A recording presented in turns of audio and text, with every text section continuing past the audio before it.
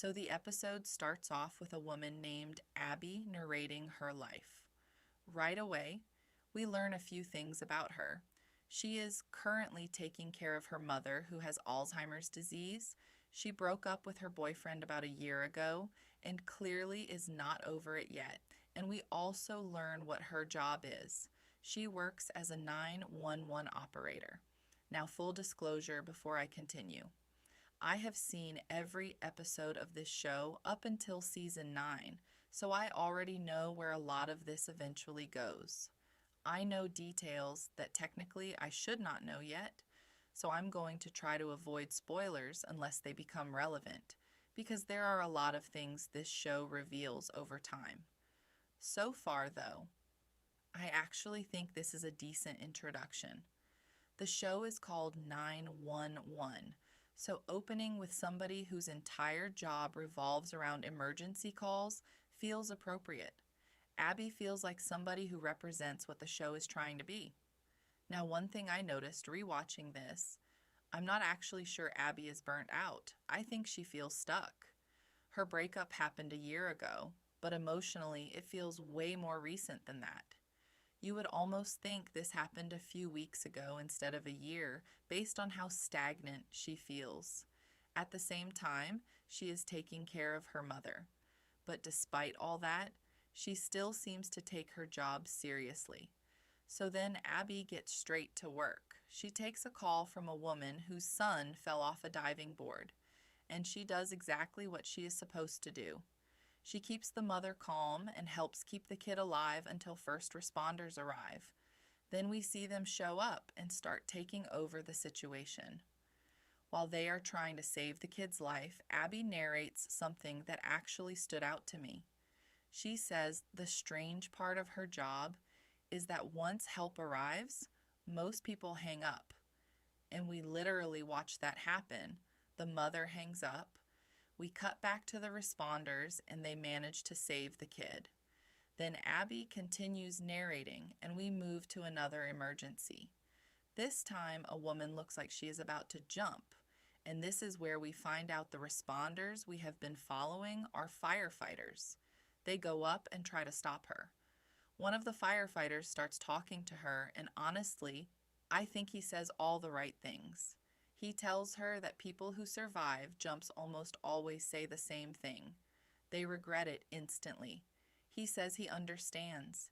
He says there is hope. He even offers to sit down and talk over coffee. And my reaction here is, I actually believed him. I think he genuinely was trying. But she jumps anyway. She says nobody can help her. Then we cut back to Abby, and she narrates how she actually feels more comfortable dealing with emergencies than dealing with the ones waiting for her at home. And I actually think that's nice characterization, because earlier she did seem emotionally exhausted in her personal life. But at work, she seems comfortable. Then immediately after all that, someone calls 911 because a drive-thru refused to give them 3 extra chicken nuggets. And Abby basically has to explain, yeah, don't call 911 for nonsense. Then we cut to the title card. After the title card, we go back to the firefighter from the first 2 calls. He's sitting in a church, writing something in a notebook. Then he enters the confession booth, and right as he is about to start, the priest's cell phone goes off, which honestly makes the whole thing kind of awkward. The priest also seems to be running late. He apologizes, and then the firefighter asks him if he actually knows what he's doing before suggesting they just go sit in the pews instead. So they sit down and start talking. And this is where we learn a lot about this guy very quickly. Apparently he does this every week. We also find out he used to be an alcoholic, did drugs, and has spent over 10 years struggling in and out of rehab. But for the last 18 months, he has stayed clean. He explains that he comes every week because it reminds him how difficult it is not to fall back into old habits. Now I feel like I need to stop here for a second, because this is where the episode starts feeling slow to me. Abby's introduction worked because she had narration. We were immediately inside her life. But now, suddenly, we are being asked to follow this guy like we already know him or have a reason to care. And at this point, all we have actually seen him do is respond to 2 calls. We also do not know if he really meant what he said to the woman who jumped or if those were just words. But at the same time, the fact he is here suggests that moment actually affected him. That's why he's talking about it. That's why he's here. Then he says something I actually thought was interesting. He says the only way to survive this job is learning how to deal with the people you cannot save. Some people drink, some gamble, some do drugs, some become sex addicts. And immediately after that, we cut to another firefighter driving a fire truck. And honestly, this transition made me laugh because it looks like he's responding to an emergency, but no. He is apparently using the fire truck to meet up with a girl. He even tells her he can be there in 5 minutes. They meet up. They start making out inside the fire truck, and after they finish, he asks for her real number. Now my reaction here was honestly, wait. How did this even start? You were texting already. So what exactly was the arrangement here? But the woman basically tells him, "You're cute. This was fun. Let's not ruin it by getting to know each other." Then she leaves, and weirdly, he seems completely satisfied with that. Then we cut to another firefighter spending time with his girlfriend watching a movie. Later, we see him back at the firehouse, talking about how he could tell she was bored. And I'm going to say this. The vibe here feels very different compared to later seasons. It still works, but something feels slower and a little off compared to how banter develops later. But we do get some characterization. He seems aware that the girl is out of his league. Meanwhile, she seems impressed by the fact that he is a firefighter, even if he has not done anything especially heroic. He points out that sometimes the uniform alone creates that image. Then suddenly, the firefighter who stole the truck casually walks back in. Everyone looks annoyed. One of them immediately points out, what if there had actually been a call? And this is where we finally learn the captain's name. Bobby. And honestly, I liked Bobby immediately here because Bobby basically says, look, I like you. I think you're a good firefighter, but I can't ignore this, so I'm writing you up. You have 2 more strikes. If this happens again, you're done. Buck tries arguing, basically saying no harm was done, but Bobby stands firm, and one of the others even points out Bobby is already going easy on him. Then we cut to another call. Someone calls 911 saying they heard a baby inside the wall because they think somebody flushed a baby down the toilet in their apartment building. And honestly, this sounds ridiculous at first. So the firefighters arrive, and initially nobody can hear anything. They can't even tell if the guy is telling the truth. But eventually, they actually hear crying. And suddenly, the entire tone changes. There really is a baby trapped inside the pipes in the wall. And I actually think this scene does a decent job giving us some characterization.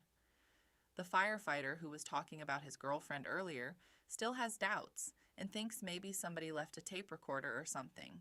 Meanwhile, Buck immediately rushes in with an axe and then immediately gets reminded, you are using an axe.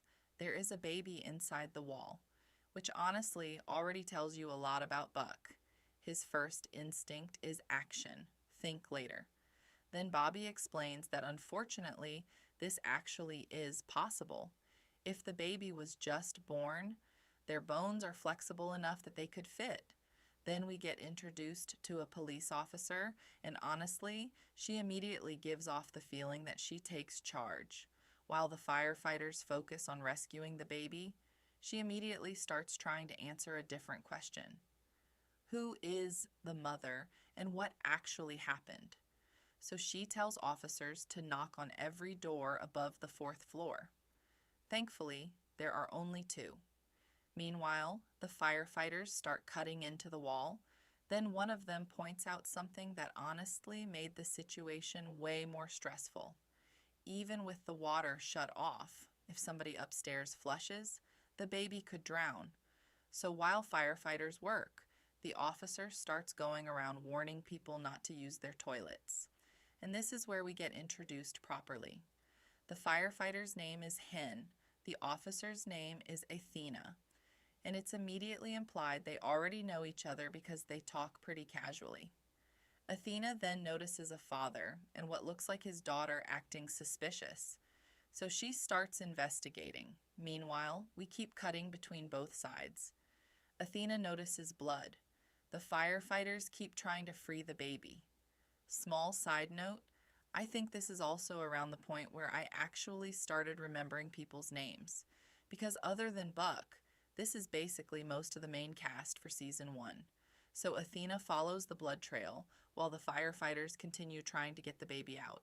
Then Bobby tells them to get the defibrillator, and Chimney basically responds, "Are you insane?" Meanwhile, Buck grabs it, not realizing Bobby actually means the gel, and honestly, I did not realize that either. But once they explain it, that's actually smart, and somehow, it works. They manage to get the baby out, and they even manage to get the baby breathing again. Then Buck volunteers to take the baby downstairs because he says he is faster and they do not have time to wait for the elevator. Bobby hesitates, but lets him do it. Meanwhile, Athena confronts the family. She barges in and confirms that the daughter gave birth. The father is upset. Athena basically ignores that and says she needs to go to the hospital. Now this next part actually really caught my attention. Buck makes it to the ambulance. Athena arrives and says the mother needs to come too, and Buck basically goes, "Screw her." He starts resisting letting her on, and this is one of the first moments where I went, "Dude, really?" Now thankfully, the show actually calls him out. Athena calls him out. But then Buck says something that honestly felt bizarre. He basically says, "If the baby dies, that's on you." And my reaction was, what are you even talking about? I get that every second counts, but really? This is maybe 5 seconds. If anything, you spent more time arguing than she did asking. So that annoyed me. And I do understand Buck emotionally. He's upset. He wants to protect the baby. But at the same time, you are blaming Athena for trying to get medical treatment for somebody who visibly also needs help. That just felt unreasonable. So Buck and Bobby keep trying to keep the baby alive while heading to the hospital. Bobby even comforts the mother. Then Buck wants to go inside with the baby, and Bobby stops him. He reminds Buck, their job ends here. Buck protests. He says, "We saved the baby. Don't we get to see what happens?" And honestly, that felt weird too. Because I would assume Buck already knows this, which made me start wondering, how long has Buck actually been doing this? Because he keeps making mistakes that feel surprisingly rookie. Unless he started recently. This feels strange. Then again, maybe he has just never had a call like this before. Although now I'm also wondering, has Buck taken the fire truck for hookups before too? Then Athena drives over afterward and gives Buck a lecture, and honestly, she's kind of right. She tells him, "You do not get to decide who lives and dies," and she even says, "You are going to get somebody killed."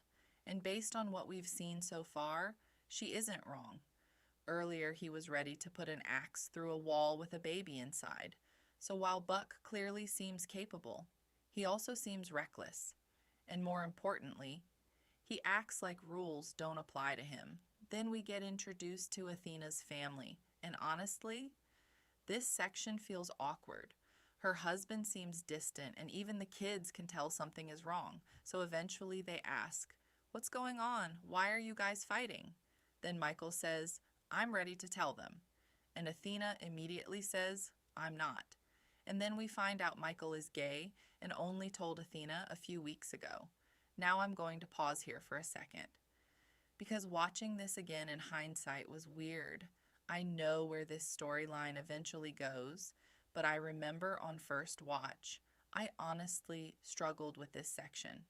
Not because the storyline is bad, but because it felt heavy. We literally met Athena maybe 5 minutes ago. Most of her screen time has been baby rescue calling Buck out. And now, suddenly, we are jumping into really intense family drama. So I remember feeling, wait, why am I already supposed to care this much? Again, with hindsight, this works better. But first watch, I struggled here. The kids' reactions also surprised me. They are not upset their dad is gay. They are upset they had to find out like this.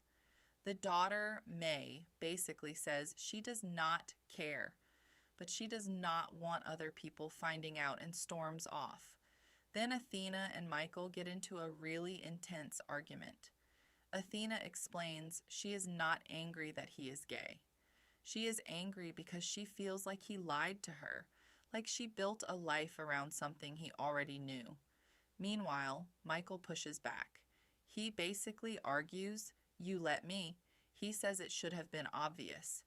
He points out Athena was 37, single, and wanted a family when they met. And honestly, maybe this is hindsight talking, but I kind of think both of them have a point. But again, this feels like a lot to throw at us this early, because at this point, I still barely know these people. Then we cut back to Abby, and honestly, this section worked better for me. We see her taking care of her mother, and we get the implication that the caregiver is not great. She shows up late, seems checked out, goes straight to her phone, which honestly just adds more context to why Abby feels trapped. Then we move to another emergency. Someone calls saying something is choking her. Turns out, it's her snake. So the fire department shows up. Chimney immediately admits he is scared of snakes. Hen starts explaining what they can and cannot do. Buck basically says, might as well punch it in the face. And Bobby immediately shuts that idea down. Then they start debating whether to kill it. Bobby thinks it might be necessary. Hen pushes back and points out, it's still a living animal. Then Buck just acts. Kills the snake. And the woman is extremely grateful. From Buck's perspective, he saved her. Problem solved. Meanwhile, Hen basically asks, why is that always the first option with people like Buck? Which honestly feels like one of the first moments where the show openly questions Buck's approach. Then, Chimney immediately wants to take credit for the whole thing to impress his girlfriend, despite mostly spending the call talking about how scared he was. Then we cut back later and see a fire truck parked somewhere. At first I thought, okay, there must be another emergency. No. Buck used the fire truck again, this time to hook up with the woman from the snake call, and honestly, I knew this was coming. But I forgot whether the episode actually telegraphed it this clearly, but weirdly, this works. Because after everything we have seen from Buck so far, this feels completely believable. The show even basically acknowledged 5 minutes ago they were flirting. Hen literally called them idiots flirting. So Bobby just fires him. And Buck immediately argues, wait, I had 3 strikes. This should only be strike 2. And Bobby's response is basically, yeah. But I can already see where this is going. You made the exact same mistake again 2 days later. Then Buck says something interesting. He says he is a sex addict. And Bobby basically says, that's exactly the problem. If you work this job, whatever your issue is, you leave it outside. You cannot bring personal problems into emergency work. And honestly, Bobby is kind of right. And he's probably right about where Buck is heading. Now, was firing him the right move? Practically, yes.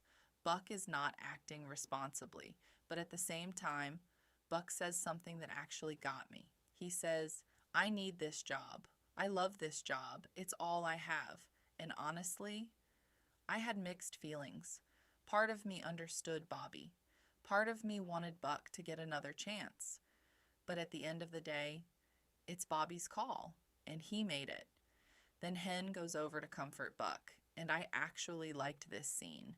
She says when Buck first arrived, She doubted him, but now she's sorry to see him go. Then she says something that honestly sums Buck up really well. You have the skills to be a firefighter. You just do not have the discipline. Buck starts asking if she could talk to Bobby for him, but before they can finish, they get another call. Then we cut to another call. This time it's a little girl. She's 9 years old. She's home alone. People are trying to break into her house, and she does not know her address. And honestly, I thought this setup was pretty good because unlike most of the other calls, this one actually feels like a problem they cannot immediately solve. So Abby starts trying to figure out what to do. The girl is hiding in a room while two guys are breaking into the house. The only clues they have are the street name, the color of the house, which is not much. So they send the closest unit, Athena. Problem is, every house basically looks identical. Even Athena has a moment where she is basically like, you have got to be kidding me. So they try another idea, call the mom. They get the mother's number, except the mom forgot her phone, and suddenly they hear it ringing inside the house. So that idea completely fails. Next idea, use a siren. Maybe the girl can hear it and identify her house. But Athena immediately shuts that down. Because these guys might not just be burglars, they could be dangerous, they could panic. Then Athena comes up with another idea. She calls Hen and asks to borrow a fire truck. Hen says, well, the truck is technically busy. But then she realizes something. Buck has the spare truck. So Athena calls Buck. And honestly, I liked this. Because even though she is clearly annoyed with him after earlier, she still treats him professionally. And Buck actually acts professional too. So Buck drives around with the siren. And the plan works. Unfortunately, the burglars also realize the girl is on the phone. So now they decide to go deal with her. Athena starts moving in. The burglars find the girl. And then Abby does something I actually thought was pretty clever. She calls out to one of the burglars, gets his attention, and starts talking to him. She basically says, look, police are coming. I know a way out, but you have to leave the girl alone. Leave right now. At first, I honestly thought, oh no, they are going to take the girl hostage. Instead, they lock her in a closet. Then Abby directs them toward the back of the house, except it was a setup. Athena was waiting. One of them gets caught, the other escapes, but then he grabs the little girl. Now he actually is taking a hostage. He walks out into the street. And who is sitting there? Buck, in the fire truck. And honestly, this part surprised me, because Buck distracts him just enough. The girl bites him, breaks free. Honestly, good for her. Then the guy gets on a bike trying to escape. Backup arrives, blocks him. He pulls a gun, and Buck just absolutely blasts him with the fire hose. And I'll admit, my first reaction was, wait, Athena is going to yell at him, because earlier she literally gave him a lecture about heroics. And now did heroics use the truck again? But instead, she gives him this look like, okay, good job. And honestly, fair enough, it worked. So I guess she decided, you know what? This time, that was actually the right move. Then Buck reports back to Abby, and Abby wants an update, which honestly makes sense, because she really helped save this girl. But at the same time, this was very much a team effort. Abby helped, Athena helped, Buck helped, everybody contributed. Then there is this small moment I actually liked. One of the bosses gives Abby this little nod of approval, and my first reaction watching this was, this guy feels like one of those no-nonsense people where if you get a nod, that is praise. Then we cut back to Bobby and Hen waiting for Buck to return. And honestly, I expected another lecture. Bobby acts serious. Then he says, Athena called. She told me what happened. And Bobby basically goes, "Yeah, that sounds about right." Buck asks for another chance, and Bobby says something interesting. He says, "I failed to explain how lucky you are to work here." And Buck basically responds, "Yeah, I know. I'm a punk." And honestly, I think this is the moment where Bobby realizes something. Buck finally understands what he almost lost. So Bobby tells him, "Get dressed, get back to work." Then we cut briefly back to Athena and Michael. They still are not okay, but they are at least talking now, not arguing. Progress. Then we see the 118, yeah, I'm just calling them the 118 now, heading off to another call. And Under Pressure starts playing. Then we end with Abby narrating again, talking about how she feels about the job, and basically saying she would not want to be anywhere else. Then she takes another call. End of episode. So overall, there are a few things I want to say about this episode. First, this episode has a pacing problem. It is very character driven and very drama focused, but at the same time, it feels like we are being dropped directly into these people's lives as if we already know them, and we don't. Abby honestly gets the strongest introduction because she narrates parts of the episode and we actually spend time inside her perspective. Even then, it's not a huge amount, and some of the stuff with her mother honestly drags a little. Bobby being the captain works. Immediately you understand his role. He feels experienced. He feels like somebody who knows how to manage situations and keep people under control. We get a little development with Chimney and his girlfriend, but not much. Buck, though. Buck is very clearly the character the episode cares about most, and honestly, we understand him. He's reckless. He's skilled.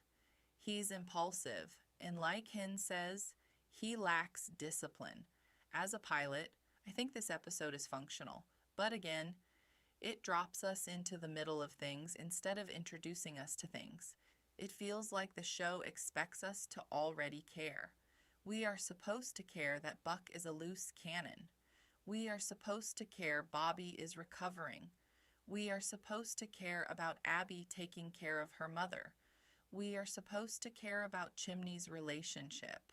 We are supposed to care about Athena's family drama, but we barely know these people. Now, obviously, watching this in hindsight is different. I know these characters now, but if I imagine watching this for the first time, I think I would struggle to connect emotionally, not because the drama is bad, just because I do not know these people yet. Now, as for the emergency calls themselves, I actually think they mostly work. The calls range from showing how characters respond under pressure to forcing them to solve problems creatively. The baby in the wall call, honestly, was not bad. If anything, it was intense. But the moment that stuck with me most was not rescuing the baby. It was afterward. Buck going after Athena for wanting the mother transported too. That really stood out. Because my reaction was, really, Buck? Let her on. That's literally the job. And more than that, what was the whole, if this baby dies, it's on you? What are you talking about? You waited 5 seconds, and honestly, if 5 seconds makes that much difference, that is not on Athena. Thankfully, the show calls him out. Athena calls him out. Bobby calls him out. And I actually appreciated that. Because the show is not presenting Buck as automatically right. Now, I do think Buck changes after getting fired. Before that, I think he was taking the job for granted. Getting fired makes him realize this actually matters to him. And I think Bobby realizes that too. Now, what really got my attention, though, was the final call. Because I think that final call establishes what the show actually is. The 118. Athena, dispatch. Everyone working together to handle emergencies. That felt different. That felt more like the show's identity. The baby call felt intense. The house call felt like the blueprint. Overall, as an episode, I would say this is probably average, especially compared to later seasons. But as a pilot, I do not think it fully delivers, not because it is bad, but because it drops us into the middle of these characters' lives instead of introducing us to them. The emergencies themselves also feel functional more than memorable, even the snake call, which mostly exists to set up Buck making another bad decision later. And honestly, a lot of the calls feel built around Buck. Show Buck being reckless, show consequences, get Buck fired, give Buck a redemption moment. And again, that is not bad, but it does make the episode feel strangely focused on him, considering we barely know him. So scoring this episode is honestly difficult. I debated giving it a 4, but I think 5 is fair, because despite the issues, it is functional. It is watchable, but it asks for emotional investment before earning it. And for me, that keeps it from being a stronger pilot.